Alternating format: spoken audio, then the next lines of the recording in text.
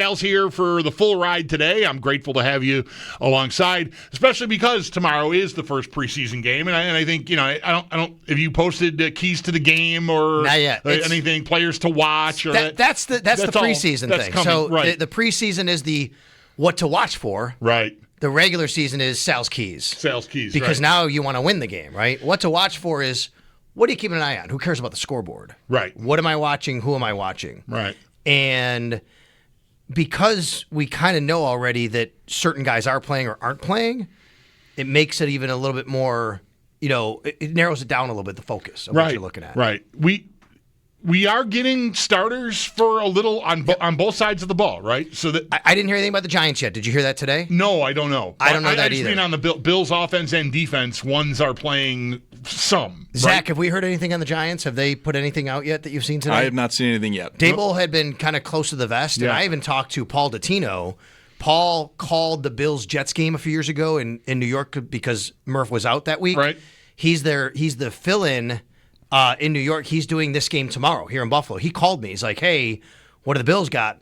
And then we kind of worked through that, and he said, Dable hasn't said anything yet. Right. Like, Other than Jackson Dart is going to play some, but we don't know even who's starting necessarily. No, we don't at this point, unless something's come out that I didn't see today. But yes, for the Bills, starters other than Josh Allen. Right. And injured players or players coming back from injury pretty much who haven't had a lot of ramp-up time, they will be on the field probably for about, I would guess, I don't know, at least a few series, a quarter, something like that. But that a lot of times it depends on how they play sometimes too. Right. Sure. Yeah, if the offense has a really good first drive, maybe that'll be it. Like if they go 10 plays, 70 yards, and score a touchdown, then maybe the first unit, aside from the quarterback, maybe then they sit down and that's the end of the day for them.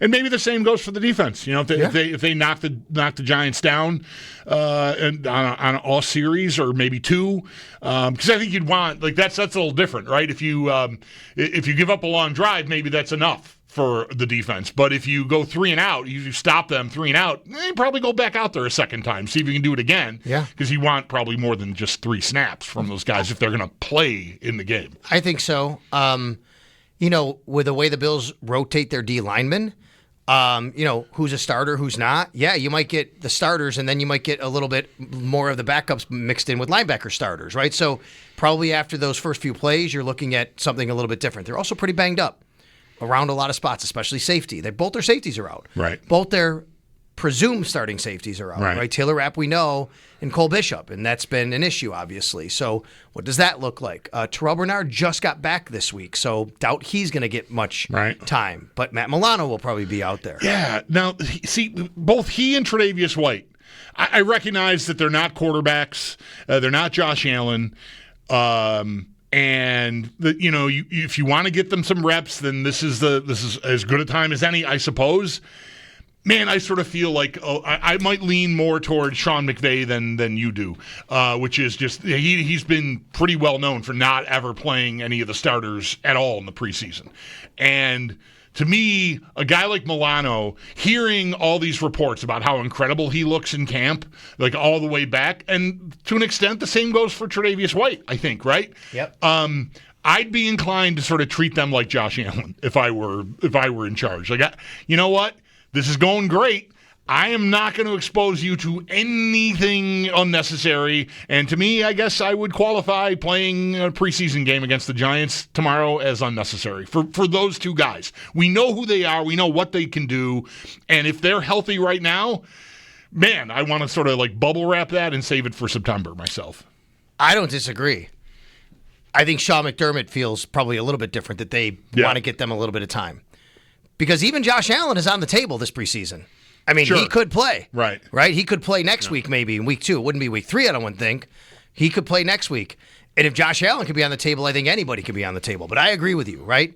And maybe even, to me, it's got to come down to maybe to the communication with those players. Hey, Tre'Davious, what do you think? Hey, Matt, what do you think? How much do you need? And those guys may say, I'm good, coach. If you want me to play, I'll get the reps. That's great. Or they may say, hey, I'm feeling great. I don't think I need to go out there. I think a lot of that has to be communication. I think especially with these veteran players. They've been around a while. They've been with Sean McDermott a long time. You can have that communication. Obviously, Trey left and came back. I would rather see them not out there and risk anything. But sometimes players want to do it. Right. So there's something to be said for players sometimes who say, I want to go out there and get a few reps under my belt. Right. Because as much as you can get out of what happens at the because I've never been to the controlled scrimmage situation, the joint practice situation like they'll have next weekend, right? Is that Friday in Chicago? They'll be doing that. I've never attended that, and I'm reading accounts today. Funny enough, the Bears and Dolphins are doing that in advance of tomorrow's preseason game, and it's been really physical from what I've read online. I've seen reporters from both teams tweeting like it's been aggressive. There's been, I don't know, like punches, but it's been kind of nasty. So are those opportunities, like if Matt Milano comes on a blitz, is he tackling Caleb Williams next Friday, or is the quarterback is still, so it's still that pull up? See, that might be the singular value of playing in a preseason game, is just to be able to actually finish a rep. Right, like the guy did last night against Richardson. I didn't see who did it. Maybe you know, but I watched the highlight many times with the sound off wherever I was. In some room, I see this. I'm like, man, look at that. What happened? I scroll past Twitter. Right. Oh, my God, look what happened. If that's a joint practice. He's not hitting Anthony Richardson. That's correct. The play's probably blown dead. Correct. Because he's in clean, but you're not. Yeah, right. In a joint practice setting, the quarterbacks are wearing red, and it's the same rules you have in the regular practice settings. However, that said, there's a little bit more risk involved because the guy on the other side of the offensive lineman is going hard to make a play. And if he gets close, he's not as worried about hitting the other team's quarterback. He knows he shouldn't, but he's trying to make the team. Right. He's trying to show what he can do. Right. So there is a little bit more risk, but the rule is don't touch the quarterbacks. But what about other ball carriers, like receivers, running backs? Are they getting tackled fully in a joint practice setting? That is totally up to how you want to run the period. Okay. And you could definitely do that between the two sides. If I remember correctly, I don't think the Bills and Steelers went live very much like that. They did up thud. Right. Like they didn't take to the ground last year. It might have been maybe a period or two, but there wasn't a lot of that. Well, that does sort of translate to why I'm most interested in seeing some of these depth defensive linemen tomorrow. Like that is not usually like the sexiest, where are the new pass catchers? Do we have a new running back? That kind of thing is usually what I think a lot of fans, I myself included, treat the preseason for. I think there's so many new faces and bodies on that defense that, not necessarily in the starting group, although Joey Bosa is new, and that'll be our first look at him, but you're talking about Michael Hoyt and Ogunjobi who are going to miss the first 6 games. You're talking about TJ Sanders and Landon Jackson and Deion Walker, all draft picks that to varying degrees, I'm really interested to see what kind of impact you can maybe start building and hoping for once the regular season gets here, and seeing them be able to play in a situation where they can finish plays, I think is pretty interesting. And I will tell you that the Bills are very excited to see that too, because this is kind of what you're referring to from a fan. It's the same with coaches. Hey, they've been able to do A, B, and C out here. What happens when in that stadium and there's fans and there's a guy on the other side that's trying to eat his lunch to prove that he belongs in this league and what he can do? Like, that can really kind of separate a lot of guys here, right? And we all know the stories over the years, whatever players you want to think about or say. I think Des Lewis comes to mind, right? Man, was he good in shorts and T-shirt. Just when the games came on and he just couldn't be physical enough in a game situation as a wide receiver, that just didn't happen, whether that's at linebacker or somewhere else. I think that coaches want to see the exact same thing you're saying. And I'll tell you, just from conversations I've had, Bills coaches and front office are very optimistic and excited what they've seen from this rookie group, this young defensive line group. But now you got to do it. I'm excited what I've seen from you in camp. Let's go translate, because anything can happen after that. Yeah, I feel like, to me, Jackson is the one that I'm most curious about, just because I feel like edge, I'm not sure still what I've got there. I'm counting on Joey Bosa, and that can be, a little unnerving because of his injury history. And if I'm really, I know there's all kinds of different ways you can get to the quarterback, and we'll see if the Bills sort of build a different beast this year from a just a strategic standpoint where they use some different things with this new defensive line assistant coach Nielsen here, and if there's more blitzing and just different packages designed to confuse opposing offenses a little bit more. But edge and getting to the quarterback is still, I feel like we're right there still. It's been 5 years since the first AFC title game appearance and loss to Kansas City, and it became, we got to get this guy on the ground. And they really have still not really ever done that. Agreed. Right? Von Miller showed it in the one regular season game he played against Kansas City, and we're like, okay, maybe this will work, right? He was the closer in that game in the fourth quarter, but then he got hurt, and that was the end of that. So I'm still looking for somebody that I can count on there. Bosa's obviously at the top of the list, but I feel like other guys, you may need someone else to sort of break through to complement Rousseau and Epinesa, and that's why I think about Jackson, who right now, with how many guys there are, especially once Michael Hoyt is off his suspension, I feel like Jackson has to force his way into the rotation if he's going to be counted on in the regular season. Because right now, I'm not sure he'd get a jersey if we were looking at a regular season game. Agreed. And I know what you're saying, but just so everybody's clear, making the team but being inactive on game day, healthy scratch, right? I agree with you. I do think because of the Hoyt suspension, it kind of makes it maybe a little bit more, possible that could happen. Right. But as I sit here right now, if everybody's healthy, he's the odd man out. Unless you get to a point where A.J. Epinesa is not on your team because you just have too many guys, and that's the guy that you say, okay, we can move on from. Because I'm going to be honest, I think Javon Solomon has had a nice camp. Right. And he's in his second year. And he's a guy that I think he can provide a little bit of juice off the edge, right? So, yeah, Landon Jackson's probably that guy who, he's either going to be active, he's going to be on the roster, but we have to decide who's active, who's not active. I'm interested to see Deion Walker. Deion Walker is just such a massive human being and such a good athlete. I want to see what that looks like in a real setting against other NFL players who are trying to block him. And if this kid came out the year before he did, many thought he'd be a first-round pick. Yeah. Went back to Kentucky, has the back injuries. Nobody really knows he has the back issues. Just had a down year. Oh, they were discovered at the end of the year. Man, he's had back issues. If he didn't have back issues, maybe that wouldn't have impacted the way he played. I like what I've seen from him. I like what I hear from people, what they see from him.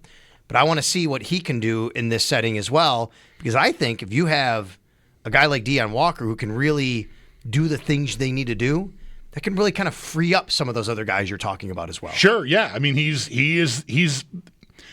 even a bigger body than Daquan Jones. Daquan Jones has been like that guy, right? In the one technique guy. Walker, 6'7", 300, what are we talking, 40? Right. Like, he's just a massive, massive dude who gets a lot of credit for being very light on his feet for someone that size. So he is a super intriguing guy. I wonder, you mentioned A.J. Epinesa.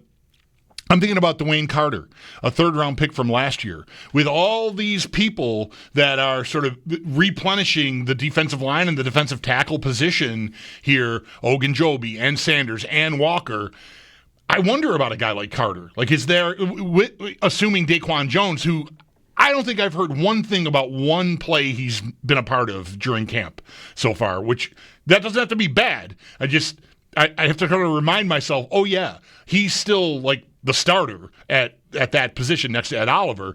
I just wonder about Dwayne Carter, if there's even room for him, too, with all the new bodies. Again, Ogunjobi, much like Hoyt with Jackson, provides some runway for the first few weeks of the season, but eventually they're maybe going to have to make some tough decisions there. And that's a third-round pick from last year. I just don't know where I'm putting him. If Deion Walker sort of, not that they're playing the same style game or anything, but it's another body at defensive tackle. I just wonder if there's room, because obviously Sanders is on your team. Oliver and Daquan Jones, I assume, are on the team. Ogunjobi, they're going to go through the suspension. He's going to be on the team. I mean, how many defensive tackles am I keeping on my team? I agree with you. From where's the room, it'd be stunned me to see them move on from a third-round pick. I know. Right? So I think that they still have plans for Deion Walker, right? Yeah. The guy I think about is Daquan Jones, actually, for this, which is he only has 1 year left on his deal. You could save $5.5 million by releasing him. Is that a guy? Mm-hmm. To me, you probably financially would make more sense to do that. And if everybody starts showing and doing well, maybe that's where you go and say, okay, like, what are we getting out of this guy here? Like, to me, that would be more of the guy. I'd be stunned if it was Dwayne Carter, but it is the exact same conversation as Landon Jackson. Yeah. Because they both have one guy who's suspended for 6 weeks. At that position, it gives you 6. Without that guy, it's 5. They can keep 10 guys to have one from each position game day inactive. They've done that before. I think ideally you probably want 9, maybe, but they've done 10 before. So I think you have the 5, but what happens when you have 6?